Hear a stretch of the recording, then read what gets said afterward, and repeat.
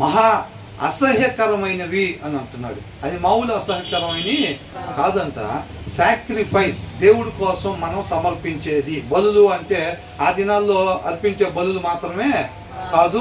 Sacrifice అంటే దేవుడి కోసం మనం స్పెండ్ చేసే టైం కావచ్చు, మనీ కావచ్చు, లేకపోతే మాటలు కావచ్చు, ఏదైనా కానీ మన వాక్యాన్ని అనుసరించకుండా మనం ఏది చేసినా దేవుడికి ఎలా ఉంటుందంట? అసహ్యకరంగా ఉండిద్ది అనమాట. మన పాట పాడుతుంటే ఎలా ఉండిద్ది అంటే, వాక్యాన్ని అనుసరించకుండా పాటలు పాడుతుంటే ఎలా ఉంటుంది? ప్రార్థన చేస్తుంటే, వాక్యం ఏంటంటే, వాక్యం చెబుతుంటే, మనం కూర్చుంటుంటే, మనం నుంచుంటుంటే, వాళ్ళు ఏది చేసినా కానీ, వాళ్ళు డబ్బులు ఇచ్చినా, వాళ్ళు స్నాక్స్ ఇచ్చినా, వాళ్ళు వేరే వాళ్ళకి బట్టలు ఇచ్చినా, లేకపోతే వాళ్ళు ఏది చేసినా దేవుడికి ఎలా ఉంటుందంట? అసహ్యకరంగా ఉండిద్ది. అర్థమవుతుందండి? అది మనం అండర్లైన్ చేసుకోవాలి.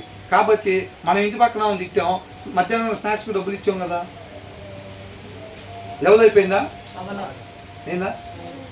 మోకాళ్ళు వేసి ఒక 5 నిమిషాలు ఎక్కువ ప్రార్థన చేసాం కదా, వాక్యం చదవకుండా, వాక్యం చదవలేకపోతున్నాం కదా, బద్ధకం వేస్తుంది. కాబట్టి ఆ వారం ప్రార్థనే చేస్తాం. అంటే వాక్యం చదవకపోతే ఆ రీతికి ఉండాలని ఆశ కలిగిద్దా? కలగదు. దేవుడు అంతరంగాన్ని ఎరిగి ఉంటాడా లేదా? మన సోమరితనం కలిగి ఉంటున్నాం అన్న విషయం దేవుడు తెలుసు. కాబట్టి మనం చేసే ప్రార్థన కూడా దేవుడికి ఏం కలిగించిందంట?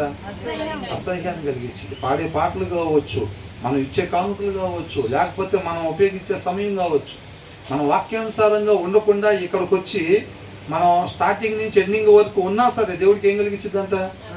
అసహ్యం కలిగించింది. వారు ఏది చేసినప్పటికీ కూడా దేవుడికి అసహ్యం కలిగిద్ది. దాన్ని సాక్రిఫైస్, దేవుడి కోసం మనం సమర్పించేది. అది ఏదైనా కానీ అది దేవుడికి అసహ్యాన్నే కలిగించింది. ఎందుకని?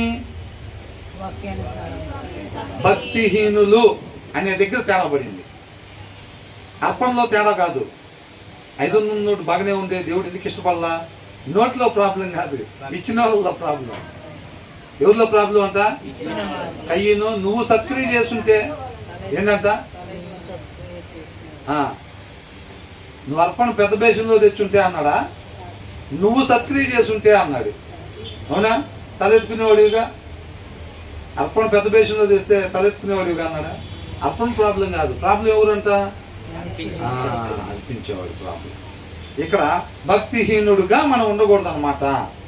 అలా ఉండి మనం కుర్చీలు తీసినా, చాపలేసినా, ఫ్యాన్ స్విచ్ ఆన్ చేసినా, ఏది చేసినా కానీ ఉపయోగం ఏమీ లేదు.